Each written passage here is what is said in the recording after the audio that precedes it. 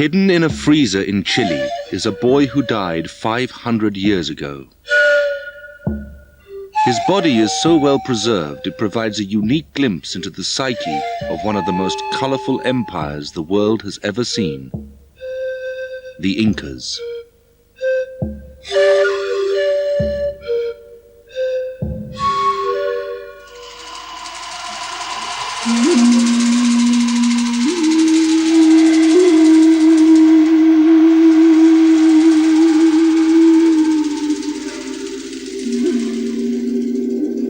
Rising out of the high plateau of southern Peru is the giant volcanic peak of Sara Sara.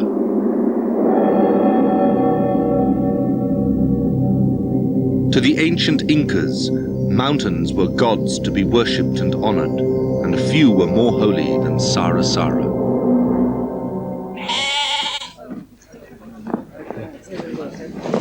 Today, there are legends that its summit still holds Inca gifts to the gods. One man who has spent half a lifetime investigating mountain legends is anthropologist Johann Reinhardt. 13 years ago, he stumbled across evidence that there might be something to these myths. In 1983, I went on a trip to Sara Sara by myself just to check and see if there was anything there, because I knew the mountain was very important for the Incas. And when I got to the summit, I found some artificial platforms, walls that are built up about 2 meters high, and then there's fill put in. And whenever you have that kind of thing, you usually find offerings, Inca offerings inside them. He never got the chance to explore those mysterious platforms, and ever since has been trying to return. But Sara Sara is 18,500 feet high, and for many years lay in one of the most violent areas of Peru.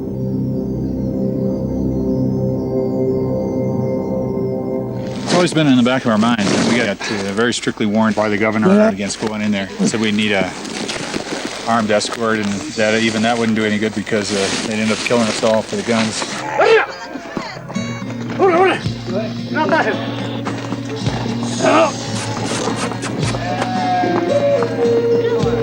The Peruvian countryside is more peaceful now, and Reinhardt has mounted an expedition with a team of archaeologists from the Catholic University in Arequipa to return to the summit.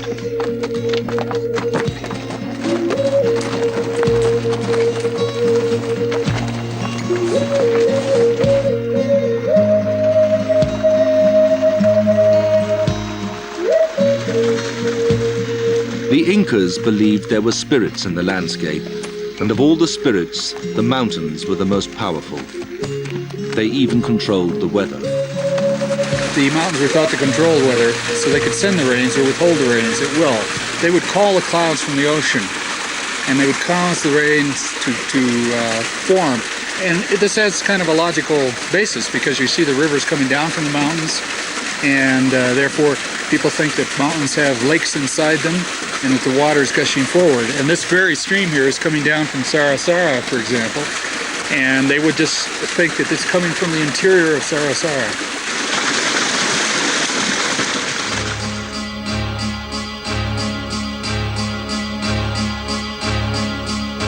Most of what we know of the Incas and their beliefs comes from the extraordinary written record kept by the Spanish chroniclers.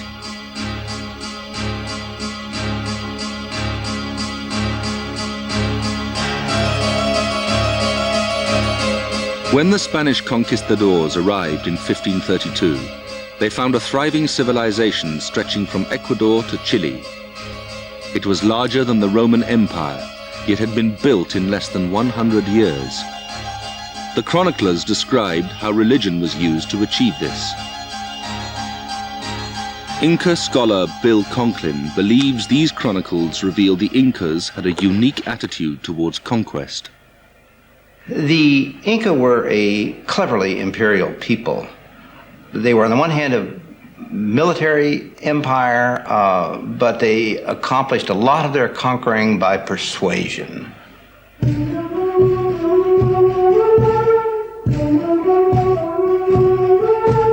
They were enormously clever at confronting tribes that were alien initially, offering to worship their deities, incorporate them into the Inca kingdom, let them join the brotherhood, so to speak. South America had seen many smaller empires come and go, but the religious traditions of the Andes remained intact, and that was what the Incas exploited. Their sense of warfare and their sense of conquering territory is very, very different from our own. It's more like conquering people's temples than conquering their armies. The Incas made sure they stamped their imperial mark on the landscape, especially the sacred mountains. The people of the Andes, previous to the Incas, did worship mountains, but in a different way. They seem to have worshipped mountains from a distance. But the Incas are the ones who got the idea of climbing this ladder to heaven and going up to the top of the mountain and actually engaging in their ritual practices at that spot, which must have been their concept of heaven.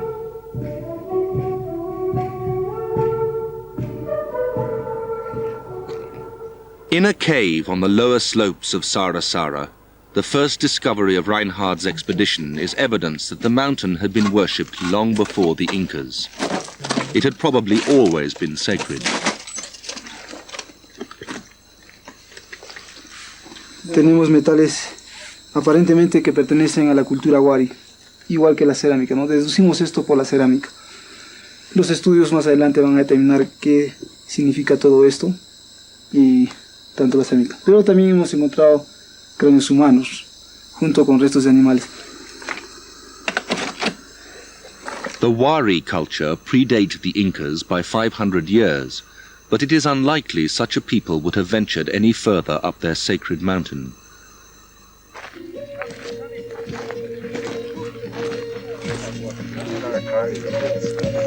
Sí, está bien. The local guides, however, do know of ruins 1,000 feet higher. Y los demás, o sea, se quedaría prácticamente un arriero. There's an Inca site that's out of the way, and so what we're talking about doing is sending the burros up ahead with the gear, and some of us splitting off and then heading on over to take a look at the Inca site. Reinhard has found fleeting references in the chronicles of the Incas sending 2,000 people to Sarasara to service the mountain god. If true, this would make it one of the most important mountains in the Inca Empire. Maybe the ruins will confirm this.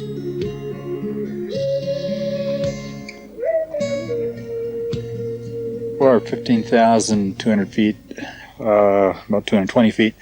And we're at a hilltop in which there's been a whole series of structures built. They look to be clearly Inca, some with walls up to about 1.5 meters, about 5 feet high. The number of the structures and the layout indicates that this was a staging point on the way up to the summit of Sarasara. Heading the archaeologists in the expedition is Dr. Jose Antonio Chavez, Dean of Archaeology at the Catholic University in Arequipa. Estamos en dos habitaciones muy importantes y cerca acá también tenemos unos pequeños corrales y más allá algunas otras viviendas en la cual estaba seguramente la gente que ayudaba a transportar todo ello, palos, troncos de queño, etcétera, para la ascensión hacia el volcán Sarasara. And what we see here up in the background is the western northern summit. There's one where we can't see just in the back where the ruins are located, but clearly to us anyway, it looks like the Incas would have gone up perhaps that scree slope or perhaps up this ridge, then up that scree slope to get to the summit. And it's one of the few routes of access that you can get on this mountain because it's quite steep all the way around. Reinhard is hoping the chronicles were right about Sarasara, but historians have learnt to be careful of interpreting this record.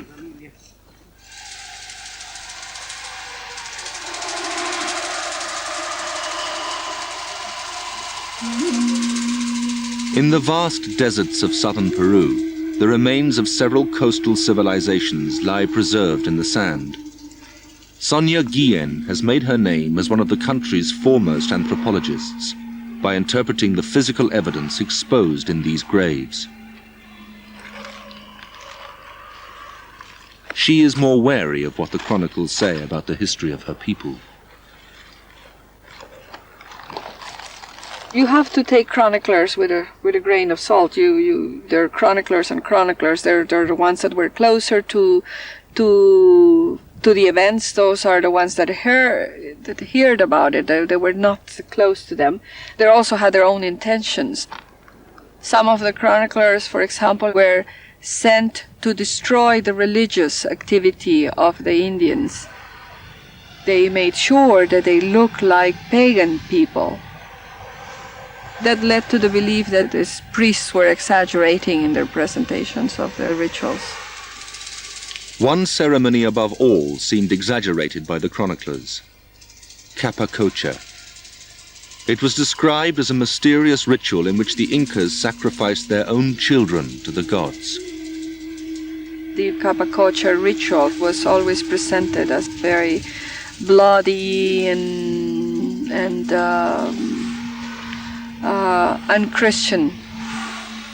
So much so that some scholars doubted if the ceremony actually took place.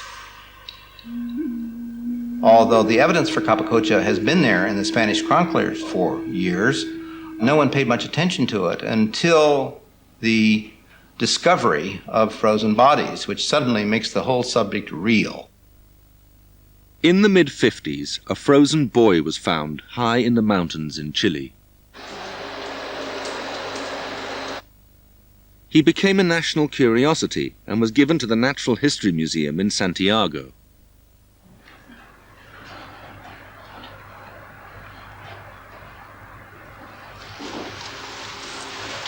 Here he has remained ever since.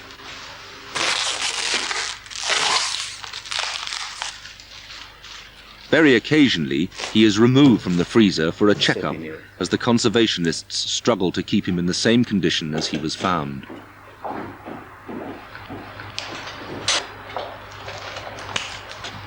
Esto lo hacemos cada 10 años, cada 5 años. ¿Cada 10 años? Sí, desde el 85 que no le hacíamos.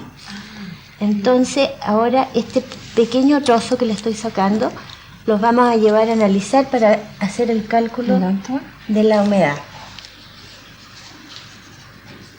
Tiene un olor característico que es el problema de saponificación de las grasas. No obstante, este olor es bueno, por mucho que sea fuerte y penetrante.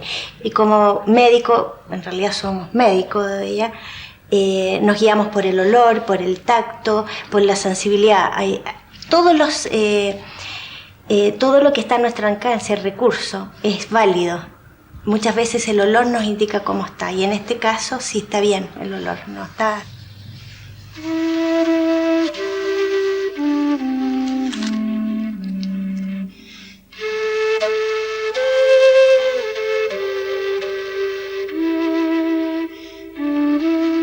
He was found beautifully dressed in Inca textiles, all of which were perfectly preserved.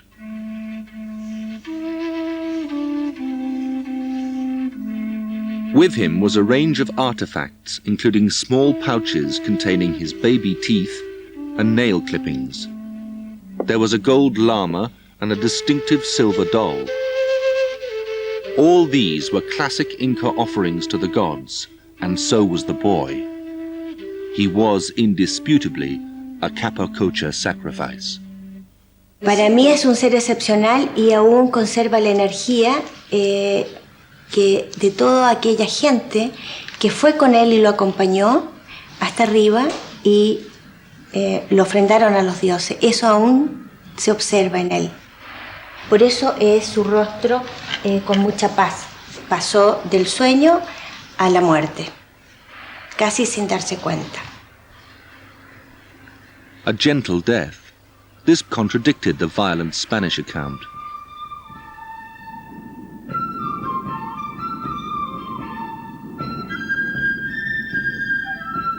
The discovery of frozen evidence led to renewed interest in Capacocha and allowed anthropologists to reinterpret what human sacrifice meant to the Incas.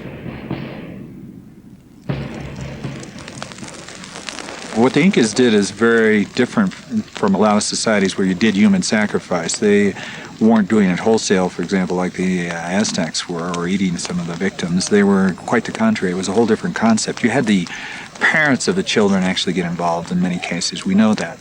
And it was an honor to have your child be selected. These children were deified and confirmed the power of the Incas. Children were considered to be pure. If your pre-puberty child still hadn't gotten the sins of the adults, so that they viewed it as one of the best emissaries to the deities.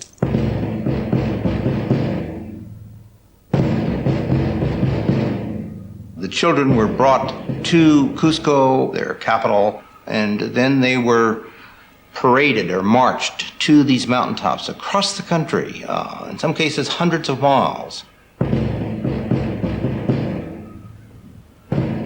They walked apparently in straight lines up and down mountaintops in a very formal ritual procession with songs and ceremonies involved all the way till the final moment up at the top of the mountain when the child was sacrificed and the burial then occurred.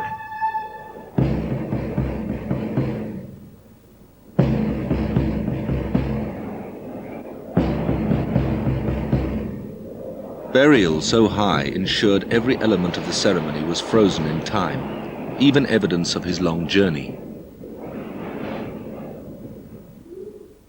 Sus pies muestran el paso de esta caminata totalmente, tiene una hiperkeratosis y ahí se puede ver. Y además el edema de los pies. Muestra acá congelamiento en sus dedos y esto es un hecho muy vital, que el estar congelado demuestra que llegó vivo allá.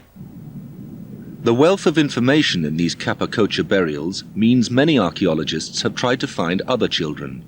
Few have succeeded. But last year on Mount Ampato in Peru, Reinhard found the first ever frozen girl, nicknamed Juanita. Can we ask him to answer questions out there? She received international publicity when she was put on display in Washington. This was the first time the world outside South America had seen anything like this, and thousands crammed in to see her.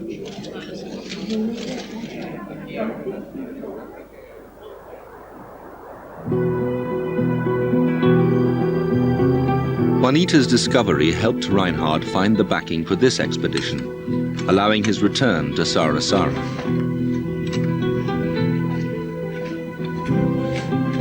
The team has now been climbing for 3 days. They have reached 18,000 feet and the air is getting thin. Every step is an effort.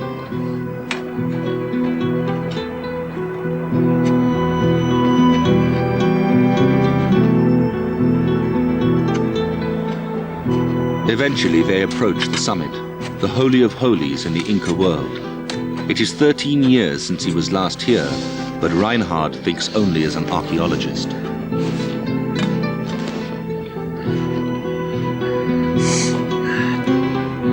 Well, it's looking very snowy. The concern now is just how deep the snow is, because we're going to have to obviously clear it. We're hopeful that this part is still intact, because you can see the edge here, so that this hasn't been hopefully excavated. We'll find out when we clear the snow. And going down further here,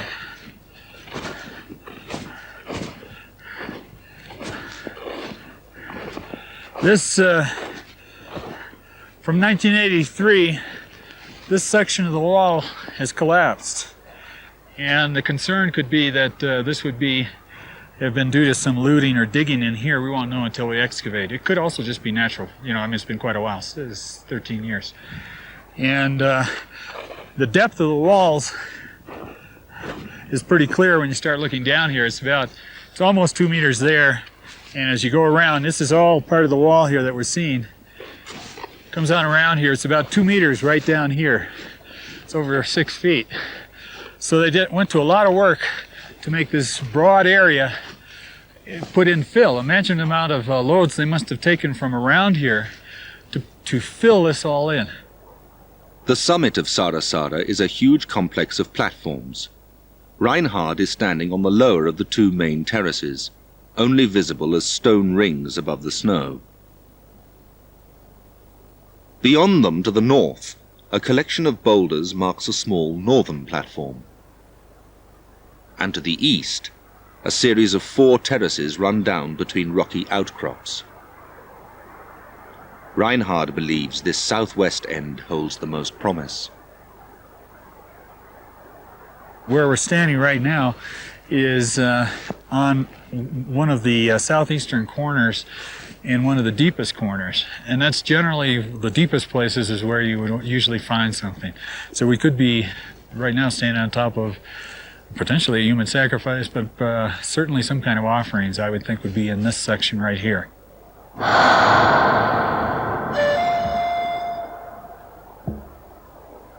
Was this the last sight seen by a child 500 years ago? The Incas intended these sacrifices to remain for eternity, but less than 100 years later, Catholic monks were retracing the children's footsteps with a very different aim.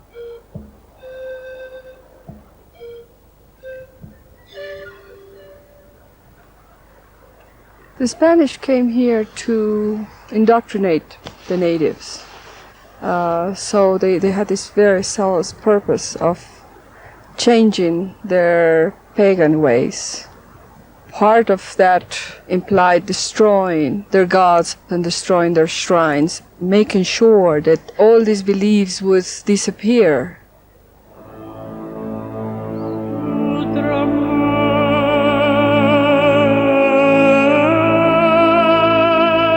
Catholic monks didn't just record the Inca traditions, they also set about hunting down their sacred places and destroying their idols.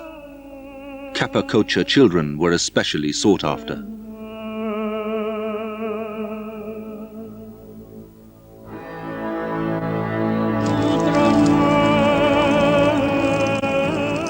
In a way you could say that they succeeded because everybody here in the Andes became Christian. They accepted the coming religion, but also they didn't succeed because the Andean traditions were so strong that eventually they merged with some of the Christian beliefs. There's this level in which some of the local gods just got different names. So I don't think the Vatican would recognize what's being practiced here as what they would expect Catholic religion to be. Esta es una ceremonia que se hace cuando uno quiere pedirle algún beneficio a la montaña. En este caso vamos a pedirle permiso a la montaña para que Él nos proteja, nos ayude en todo lo que tengamos que hacer, ¿no? Y no nos pase ni una desgracia, ni nada de cosas malas, ¿no? Cosas negativas. La montaña, esta es una forma de armonizarse con la montaña. Before digging, Reinhard's team makes a traditional offering to the mountain of llama fetuses. The llama fetus represents like the entire llama, but it's the essence of the llama. In Andean beliefs, you can have things that are very small, but since they have been ritually invoked, they have all the essence of the entire thing. When you offer it, you're offering the entire animal. Fetuses are believed to be a favorite food of the mountain deities, so they're very pleased when they get these. Through time, you begin to see the mountains in a different way. You begin to see them just like the villagers do. They say, they're alive. And for you, they come alive in a certain way because you're beginning to see how they view them. Yeah.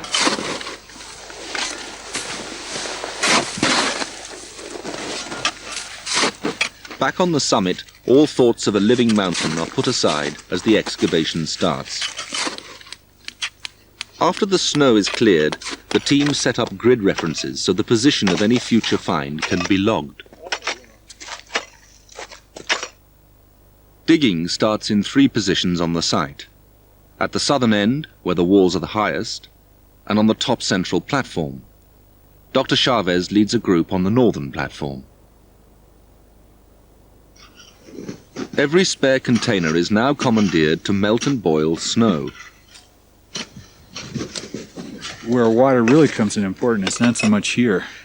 It just can't make that much of a dent in this kind of forest. When it comes in really important is when you find some artifact or a mummy bundle, and then you can work around it carefully. Or even sometimes they're frozen rock hard into the ice, a mixture of rock and ice, and you can melt it around it and free it without damaging the textiles.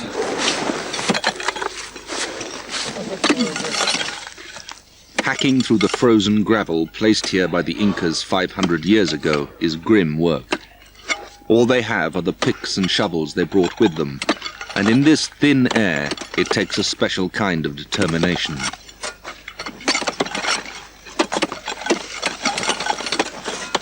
It's inevitable in the course of dealing with hard terrain like this that sometime you're going to actually hit an object, and fortunately that's happened very rarely.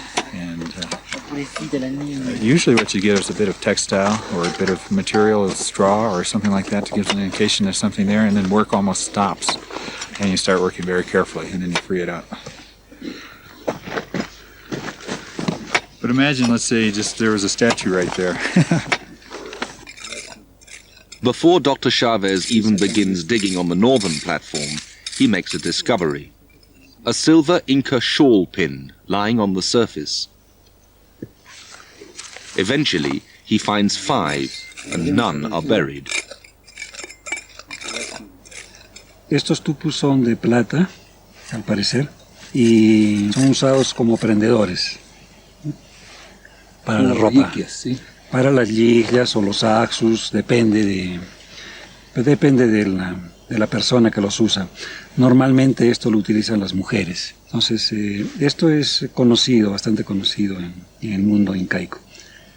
Ahí se ha encontrado tirado en la superficie, a flor de tierra, y suponemos de que debió ser de alguna ofrenda que se efectuó.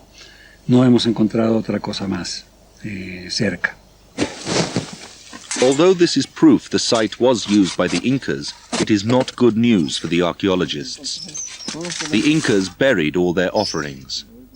If the shawl pins are on the surface, someone must have dug them up. This is a problem faced at every archaeological site in Peru. Looters.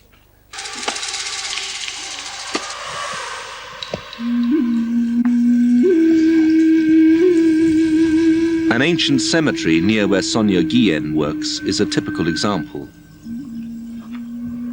In this area, we have very good preservation of organic material, and this is what the looters exposed. Unfortunately, this has been greatly destroyed by the activity of looters looking for pottery, textiles, and hopefully they expect to find some gold.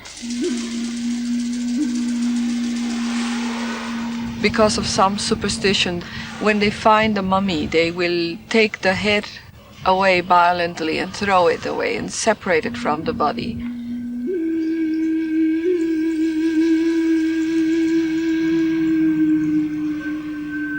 Looters are grave robbers. They're thieves, you know. They're destroying evidence that should be important for them themselves, and this is a resource that, like any type of resource, it will end. You know, the more they destroy, the more we will have less to study, less to protect, less to show in museums, less to keep for generations to come. So they are our worst enemy for any type of not just the scientific work that needs to be done, but the protection of our heritage.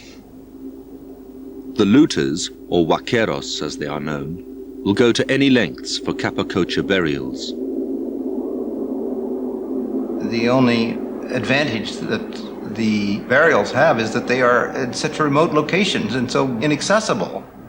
But of course, the fame and worldwide publicity associated with this undoubtedly inspires the vaqueros and the diggers to climb to the mountaintops and dig for their portion of the gold and the rewards that they can find there. There's hardly any mountaintop that has not been looted, including this one. Unfortunately, there has been use of dynamite that have exploded bodies. Once I even pulled out, to my amazement, an ear from a wall at 20,000 feet. So it was exploded by people who wanted to get at the artifacts. As the days pass, no more artifacts are found, and Dr. Chavez decides to give up digging on the northern platform. En la plataforma que estamos trabajando. Bueno, yo pienso que ahí prácticamente no vamos a encontrar ya nada. Ahora me gustaría saber cómo anda tu trabajo arriba, en la cumbre. Más lento que el tuyo.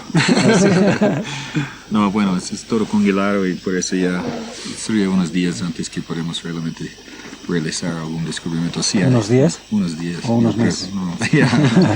No, en una plataforma alta creo que hay posibilidades dentro de 2 días de llegar a profundidad donde ojalá se pueda encontrar algo, ¿no? Bueno. Progress is painfully slow, but Reinhardt's optimism seems justified when the diggers hit a layer of grass. What we've hit is about 50 centimeters is some nice batch of what they call ichu. It's a wild grass and some pieces of wood. That's a good indication that we're on the right track. You wouldn't find this kind of thing unless there was some kind of offering that they were making. This grass and wood must have been brought up here since it doesn't grow naturally at this height. But there is no sign of anything more significant. Amarrado, yeah. Y esto también parece algo de como cactus, ¿no?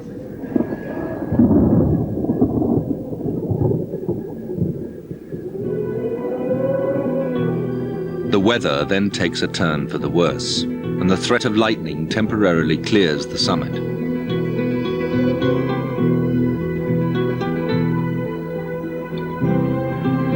Later, when the diggers return, some textiles are found near the main platform. Lo primero que llamó mi atención fue la parte de un pequeño textil y pelos posiblemente. No sé todavía de qué es, de llama o de cuy, pero ahí, como ustedes pueden ver, un pequeño textil rojo. Diablos, mira. ¿Qué es? Una estatua. Otra estatua. Es hombre. It's a male. Go from the top. Este es de oro. Because of the flat head, just from here I can tell that it's a male. You can see the textile starting to come around. See around the body? What Walter has found is a tiny silver statue wrapped in textiles, a classic Inca Capacocha offering.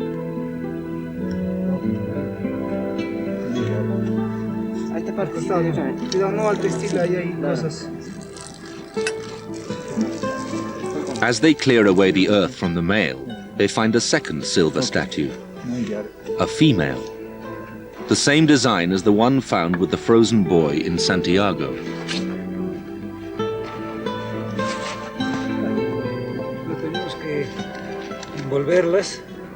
There's probably a lot more offerings in little nooks and crannies around here.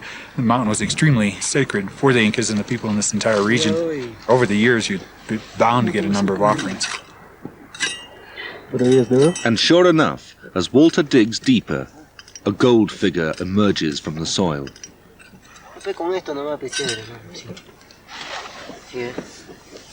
Posiblemente una vicuña de oro.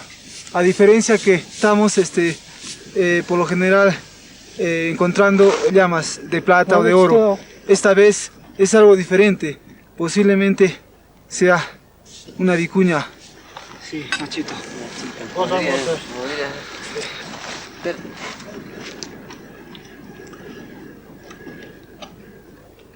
Next, a seashell figure, as valuable to the Incas as gold. Una llamita, pero de Spondylus.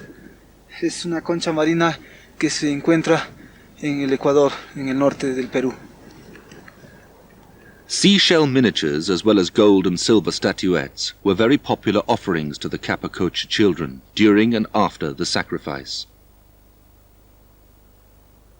Although the shawl pins were found to the north, Walter's statues came out of a small crevice to the east of the main platforms. The number of finds is beginning to perplex Reinhard. What's ironic is this is a teeny little platform.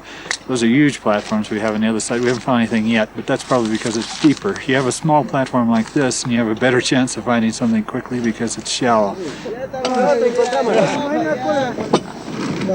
Then something is discovered at the southern end of the site. A small column of silver glints amongst the ice.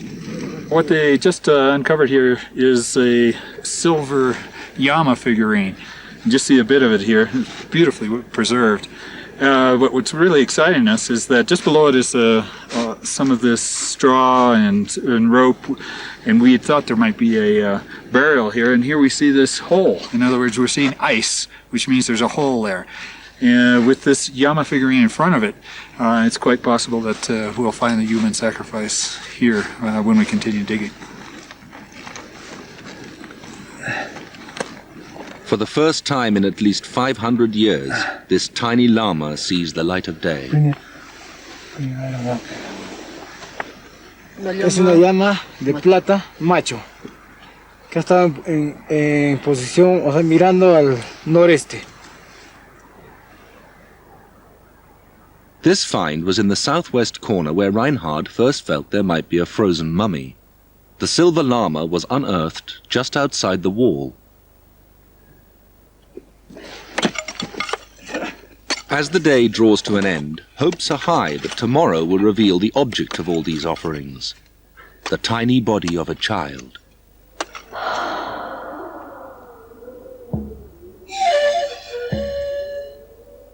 In recent years, forensic scientists have been able to study the frozen children in detail, and now the peaceful image of Capacocha has been shattered.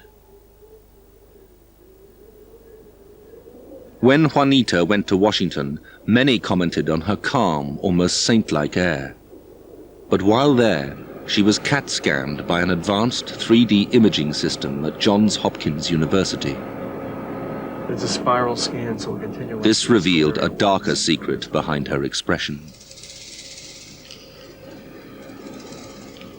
This image is an image of her skull looking directly at us, and the first thing you can see is her orbits. The eye socket, the left orbit is nice and round, it's perfectly normal. The right orbit is kind of compressed, and you can look at the lateral wall and there's actually a fracture. If we then rotate this image, and you can see this line in her frontal bone, which is evidence of a skull fracture. It's a fairly significant fracture, and you look at both of these together, it's a type of evidence that someone who was struck by a hard blow in the side of the head, maybe by a rock or by a stick or by a club, and basically bled internally, and that's how she died.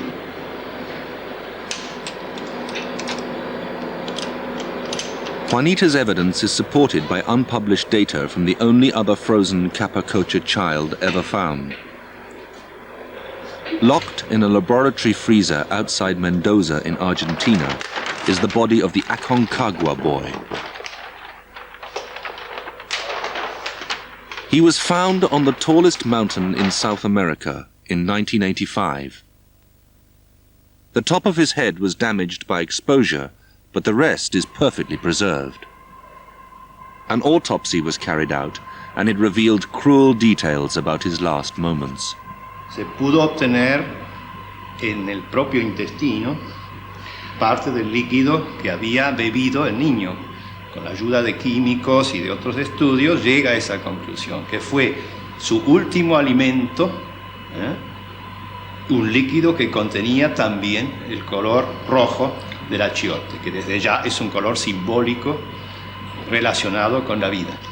El achiote, que es un producto vegetal muy semejante al azafrán en cuanto a condiciones químicas y aún coloración, fue hallado en el vómito que tuvo. Todavía se puede observar, fíjense, en los dientes están manchados con ese color rojizo que fue consecuencia de un vómito. The clothes he was found in were covered in vomit and diarrhea, which stained the whole child red from the achiote dye he was forced to drink. Esta criatura de 8 o 9 años de edad debe haberse dado cuenta que iba a ser sacrificado en un enterratorio que terminó siendo uno de los más altos del mundo. Entonces, esa criatura en ese ceremonial debe haber estado en un estado estresante. Sí puedo suponer que la diarrea que presentó este niño en los últimos momentos previos a la muerte y ese vómito fueron expresión de un estado de estrés. Esa deposición diarreica, yo pienso que este niño debe haber tenido mucho miedo, mucho temor. Most of the forensic evidence from these children suggest Kappa culture ended in violence.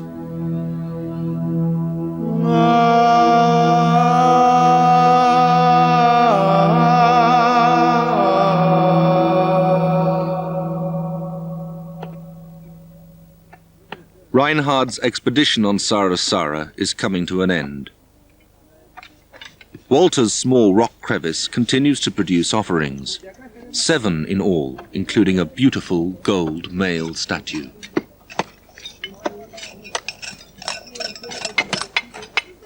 The ice hole, however, is a disappointment. Hours of hacking and pouring hot water reveal nothing except more grass. Is Reinhard wrong about the Capacocha child on Sarasara? Then, on the eastern side, Dr. Chavez stumbles across a stone structure. Que se ha descubierto. Bien, hace un momento nosotros antes de empezar el trabajo habíamos hecho un pequeño pago que lo hemos puesto justo en esta plataforma. Ya desde el día de ayer ya teníamos la sensación de este descubrimiento. José Luis había encontrado una pequeña ofrenda. Entonces ahora lo que se hizo es empezar a limpiar y se ha descubierto las paredes de la tumba. As he scrapes away at the gravel, Dr. Chavez finds himself staring into the face of a child mummy.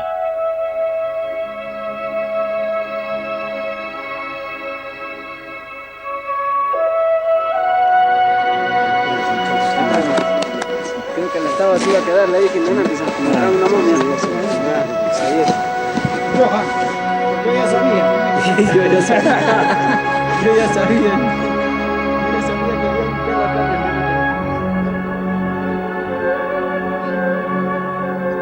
I smelled it before.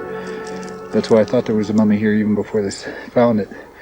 And that means that usually it's already decomposed to a degree. So we're getting there are going to be textiles. What looks like there's still some textile left, all damaged, and a skeleton. But the nice thing is we'll get the whole complex, and we'll get it in situ, and we get all different artifacts. You can already see a statue here. There's going to be other when they found the silver statue right there. So there's going to be more stuff that's going to be found in association with it, and that's the kind of things that really makes this exciting. The team has proved beyond doubt that Sarasara was the site of the ancient Capacocha ritual, and one more complete mummy will be saved from the looters.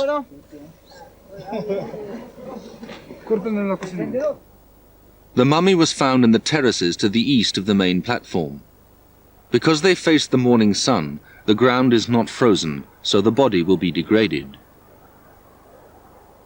As the mud is removed, it's clear the whole bundle is tightly wrapped in sack-like textiles. Lo que tenemos aquí es parte de la cabeza y la momia está en esta posición hacia abajo. Estos son los pies, parte del cuerpo y posiblemente encima de la rodilla esta ofrenda, ¿no? Que la vemos aquí.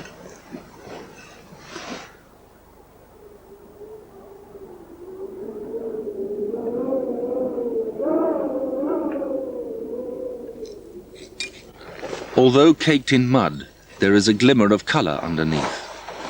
Fine stripes distinctive of 500-year-old Inca cloth. No hay acá, profe, porque está buscando, no hay. Bueno, a mí no me da usted, ¿eh?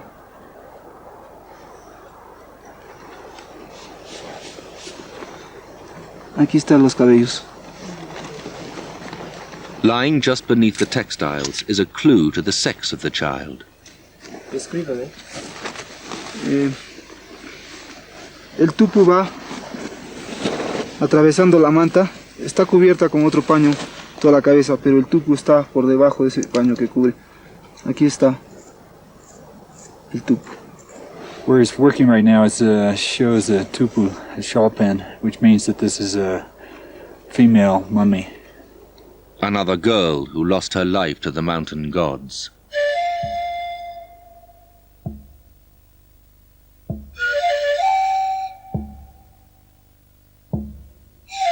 She was the chosen one offered up by her community and fated by the emperor himself. Laden with offerings, she made the long journey to the sacred mountain of Sara Sara. Then she climbed higher than she had ever climbed in her life, to the summit.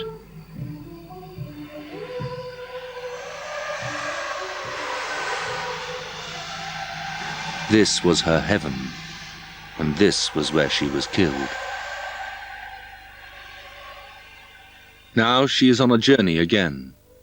Carefully the archaeologists remove her body from the tomb.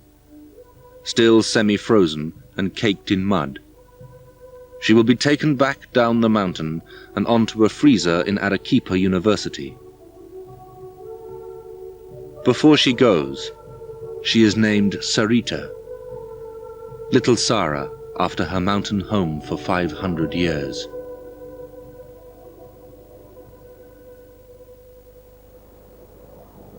Shortly after Sarita's discovery, the expedition has to finish. Reinhardt's team has been on the summit for 11 days, but he still believes there is much to do.